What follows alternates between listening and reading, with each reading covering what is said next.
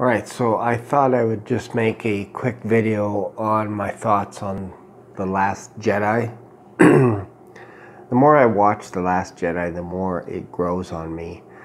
The first time I watched The Last Jedi, I felt like I'd been slapped in the face by someone. And I wasn't really sure why. Maybe I thought it was because of some of the jokes that were in it, some of the things that caught me off guard. Princess Leia's Superman flying through space. You know, could have been things like that. Could have been the pacing of the movie. Could have been the idea that Luke Skywalker faces off with Kylo Ren, and I thought maybe that could have went down a little bit differently. I don't know, but then I watched it again a couple of times, and I actually just watched it again yesterday morning, and I thought, you know, maybe I was a little bit too hard on the movie because there were some interesting observations that I had, and one of the things that stood out to me, and I hope that this is the case and it's not just me projecting something that I want into the movie, but one of those things was the idea that Luke Skywalker can actually tell the future. Because there was one scene where he's training Rey, and he says to her, not everything is about lifting rocks. And she hadn't done anything like that. So in the training, he tells her to reach out. So then she reaches out her hand, and then we all know the scene where he takes a leaf and he starts tickling her. But he had the leaf before he asked her to reach out, which is interesting. Because the idea was when he said reach out, he meant within her heart, or within her mind, within her soul, to reach out. Maybe that's just a common thing where when you ask somebody to reach out, they put their hand out. I don't know, but she reached out, and then she caught on that that's what he meant, was reach out from within. And then he tickled her with the leaf and all that kind of stuff and slapped her, and it was kind of funny. I didn't laugh, but I know what they're trying to do. They're trying to inject humor. There was a couple other times, like the ironing scene. Watching that again, I'm basically forcing myself, in order to enjoy the movie, to ignore all that stuff.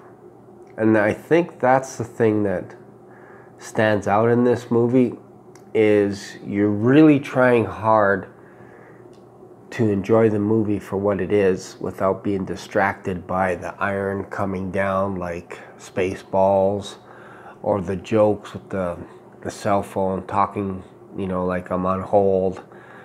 Still waiting, ha ha ha, that kind of stuff. Like, I found myself trying to ignore that. And I don't think that's how you're supposed to watch a movie. And I've watched it, like I said, 3-4 times now. And when those scenes would pop up, I'm like, just ignore it. Just try and picture what the director was trying to get across.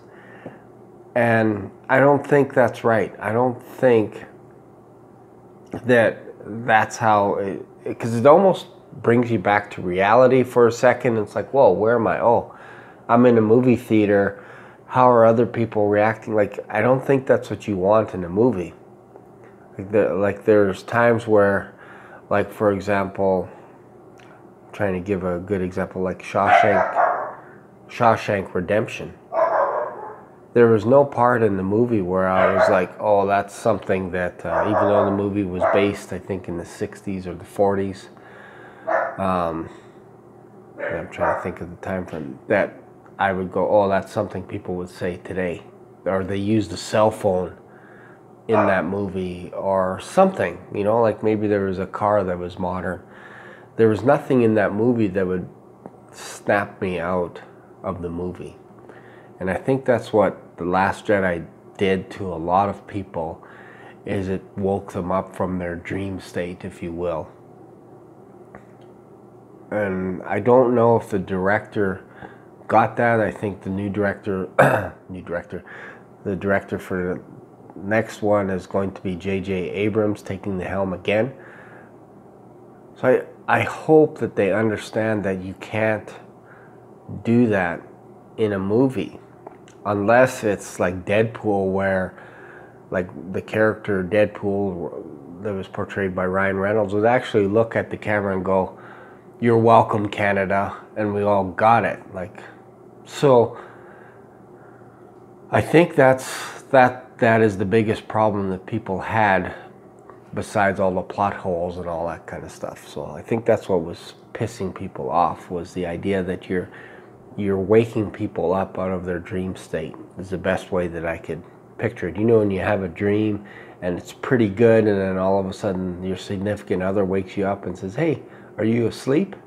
That kind of a feeling, because then you're like, "Oh man, that was a good dream," and then you fall back asleep. I think that's what's standing out in this movie, and I really hope they cut back on the jokes. I don't mind humor. Humor is great in movies. You need it. But not at the expense of the movie, and I think that's what happened. It was a little bit of tongue-in-cheek earth humor, and I don't think you need that in this movie. So that is my take on The Last Jedi. And what are your thoughts? What did you think about the movie? What did you like? What didn't you like? And feel free to comment below, and don't forget to subscribe to my channel. Thanks for watching.